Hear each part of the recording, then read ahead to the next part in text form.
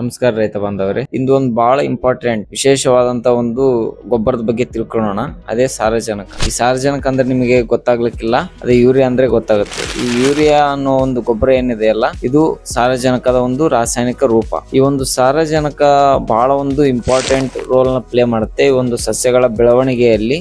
ಅದರಲ್ಲೂ ಕೂಡ ಇದರ ಪ್ರಯೋಜನ ಮೊದಲಿಗೆ ತಿಳಿತಾ ಹೋಗೋಣ ಒಂದೊಂದಾಗಿ. ಸಾರಜನಕದಿಂದ ಸಸ್ಯದ ಗಾತ್ರ ಹೆಚ್ಚಾಗ್ತದೆ, ಅದರೊಂದಿಗೆ ಎಲೆಗಳು ವಿಶಾಲವಾಗಿ ದಟ್ಟ ಹಸಿರು ಬಣ್ಣಕ್ಕೆ ತಿರುಗ್ತವೆ. ಇದರ ಒಂದು ಇದು ಪತ್ರಾರಿತು ಸಾರಜನಕ ಹಾಗೂ ಜೀವಸತ್ವಗಳ ತಯಾರಿಕೆಯಲ್ಲಿ ಭಾಗವಹಿಸುತ್ತದೆ. ಅದರೊಂದಿಗೆ ಕಾಳಿನ ಗಾತ್ರ ಬಲಗೊಳ್ಳಲು ಕೂಡ ಸಹಾಯ ಮಾಡುತ್ತೆ. ಆದರೆ ನೀವೇನಾದ್ರೂ ಹೆಚ್ಚಾಗಿ ಬಳಸಿದರೆ ಇದರ ದುಷ್ಪರಿಣಾಮ ಕೂಡ ಅದೇ ರೀತಿ ಇರ್ತದೆ. ಅತಿಯಾದ ಒಂದು ಸಾರಜನಕ ಬಳಕೆಯಿಂದ ಕಾಳು ಬಲಿಯುವ ಒಂದು ತಡವಾಗಬಹುದು. ಅದಲ್ಲದೇನೆ ಬೆಳೆಗಳು ರಸವತ್ತಾಗಿ ಕಾಣುವುದರಿಂದ ರೋಗ ಕೀಟಗಳ ಬಾಧೆಗೆ ಈಡಾಗುವ ಒಂದು ಸಾಧ್ಯತೆ ಹೆಚ್ಚಾಗಿರುತ್ತದೆ. ಅದರೊಂದಿಗೆ ಈ ಒಂದು ಸಾರಜನಕದ ಕೊರತೆಯನ್ನು ಯಾವ ರೀತಿ ಗುರುತಿಸಬಹುದಪ್ಪ ಸಸ್ಯಗಳಲ್ಲಂದ್ರೆ, ಸಸ್ಯಗಳು ಗಿಡ್ಡವಾಗಿರ್ತವೆ, ಎಲೆಗಳು ಪೂರ್ತಿಯಾಗಿ ಹಳದಿ ಬಣ್ಣಕ್ಕೆ ತಿರುಗಿ ಬಿಡ್ತವೆ. ಆ ಸಂದರ್ಭದಲ್ಲಿ ನೀವು ಸಾರಜನಕದ ಕೊರತೆಯನ್ನು ನೀಗಿಸಲು ಕೆಲವೊಂದು ಕ್ರಮಗಳನ್ನು ತೆಗೆದುಕೊಳ್ಬೇಕಾಗುತ್ತೆ. ಅದರಲ್ಲಿ ಮುಖ್ಯವಾಗಿ ನೀವು 2% ಯೂರಿಯಾ ದ್ರಾವಣವನ್ನು ಸಿಂಪಡಣೆ ಮಾಡಬಹುದು. ಅದ್ರ ಜೊತೆಗೆ ಏನಂದ್ರೆ ಮೇಲುಗೊಬ್ಬರವಾಗಿ ಎಷ್ಟು ಶಿಫಾರಸು ಇರುತ್ತೋ ಅಷ್ಟು ಪ್ರಮಾಣದಲ್ಲಿ ಯೂರಿಯಾವನ್ನು ನೀವು ಹಾಕ್ಬಹುದು.